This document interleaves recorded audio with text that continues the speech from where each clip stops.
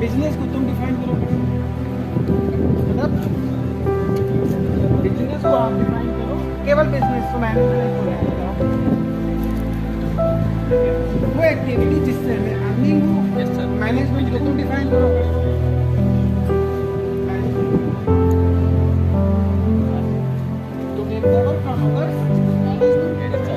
Management का पहला function था केवल दो है, एक पहला और आखिरी बीच का प्लानिंग और लास्ट फंक्शन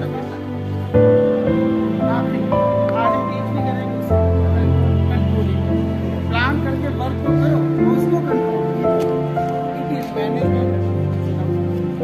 आज हम क्लास में जो टीच कर हमारे केवल 4 चैप्टर्स हैं, लास्ट में 16, 17, 18 कंट्रोलिंग टीचर्स।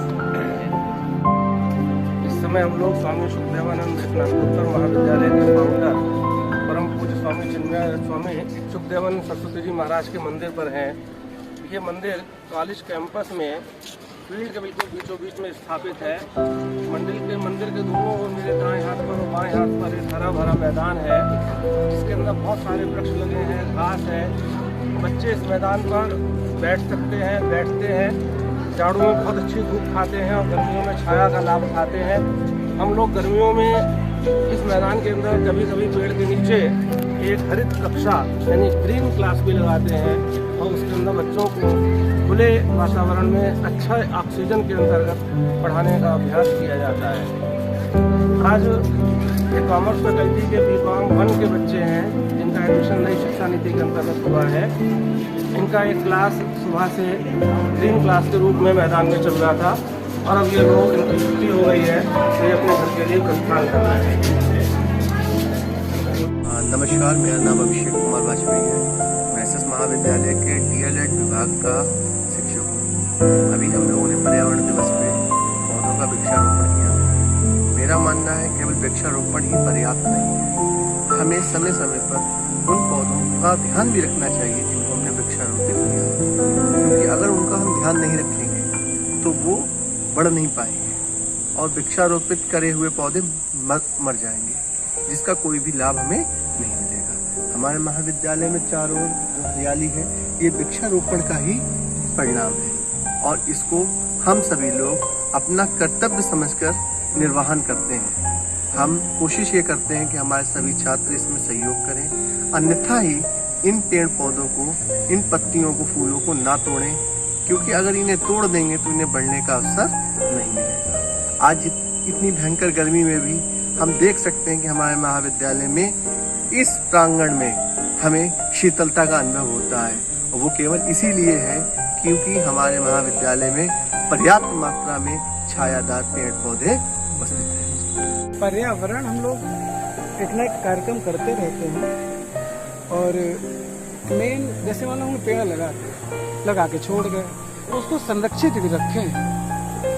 कहते हैं कि from formality to activity, work तो हम करें, यदि उसको हमने एक्टिवेट नहीं रखा तो यूजलेस हो जाता है। नियम बहुत से नियम, 100 नियम है, 100 नियम छोड़ दो, नहीं 99 छोड़ दो, एक को फॉलो कर लो केवल, क्योंकि एक ही नियम में सारे नियम समाहित होते हैं। हम 100 पेड़ लगा दें, छोड़ दें, यूजलेस।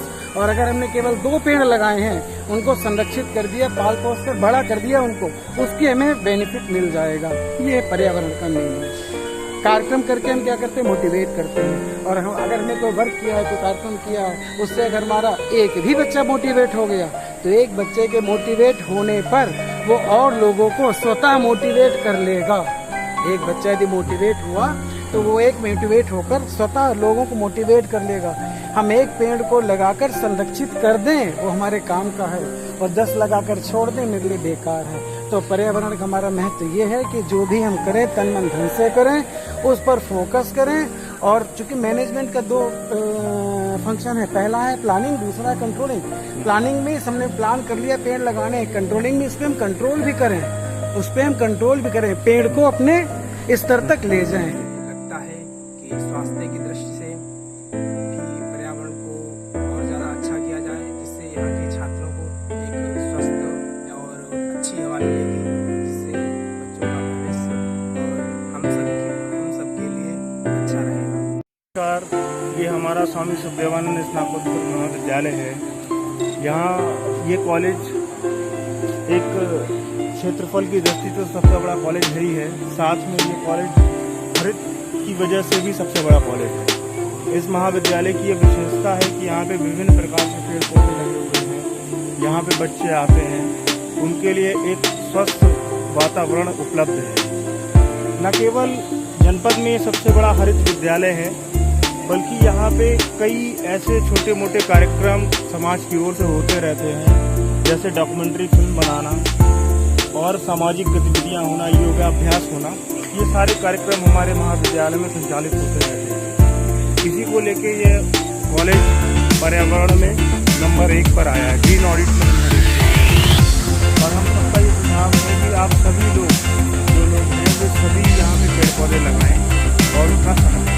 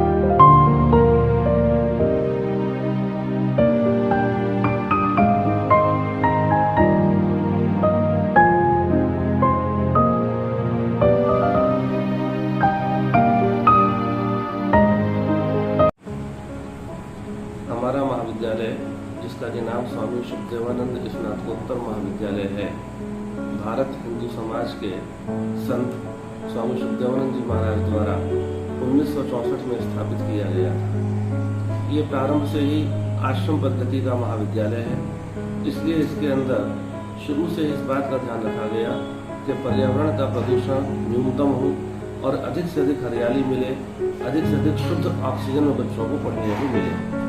इस हेतु हमारे महाविद्यालय में जितना एरिया कवर्ड किया गया है उससे ज़्यादा एरिया ओपन रखा गया है और कई मैदान बनाए गए हैं जिनके अंदर हरियाली का विभिन्न प्रकार के पौधों का रोपण किया गया है। एक हम लोगों ने औषधीय वाटिका का भी निर्माण किया है जिसके अंदर हमारे बॉटनी डिपार्टमेंट के टीचर्स और विद्यार्थियों ने ऐसे सारे पौधे, ऐसे सारे वृक्ष लगाए हैं जो विभिन्न बीमारियों में काम में आते हैं। यही कारण है कि जब कोरोना हुआ तो हमारे शहर में तमाम लोगों को कोरोना हुआ, लेकिन इस कैंपस में रहने वाले किसी भी व्यक्ति को कोरोना नहीं हुआ क्योंकि यहाँ पर्यावरण की इतनी ज़्यादा शुद्धता थी कि वायरस का कोई असर नहीं हुआ। हमारे यहाँ बच्चों को विभिन्न एक्टिविटी के माध्यम से हरियाली के प्रति जागरूक किया जाता है, पर्यावरण प्रदूषण के प्रति जागरूक किया जाता है, वाटर हार्वेस्टिंग की व्यवस्था भी हमने की है और हमारे छात्र निरंतर पौधारोपण करते रहते हैं। यहाँ तक कि वो अपने घरों, अपनी छतों, अपने मोहल्लों, पार्कों में भी पौधारोपण करते हैं, न केवल महाविद्यालय में। और अन्य प्रकारों से भी हम ये प्रयास करते हैं कि पर्यावरण को शुद्ध रखा जाए। जैसे कि अपने छात्रों से हम कहते हैं कि अगर तुमको कोई बाइक खरीदनी है, कोई स्कूटर खरीदना है, स्कूटी खरीदनी है, तो पेट्रोल की ना लेकर के बैटरी वाली खरीदो। और सप्ताह में एक दिन हम लोग रखते हैं जिस दिन जो हमारा फ्राइडे निश्चित है, कोई भी शिक्षक या छात्र वाहन से नहीं आता है। उस दिन वाहन फ्री डे होता है, सभी लोग पैदल आते हैं या सार्वजनिक वाहनों से आते हैं, जिसका उद्देश्य यही है कि हमारा पर्यावरण का प्रदूषण कम से कम हो और ज़्यादा से ज़्यादा शुद्ध वातावरण हमारे बच्चों को पढ़ने के लिए अवसर प्राप्त हो।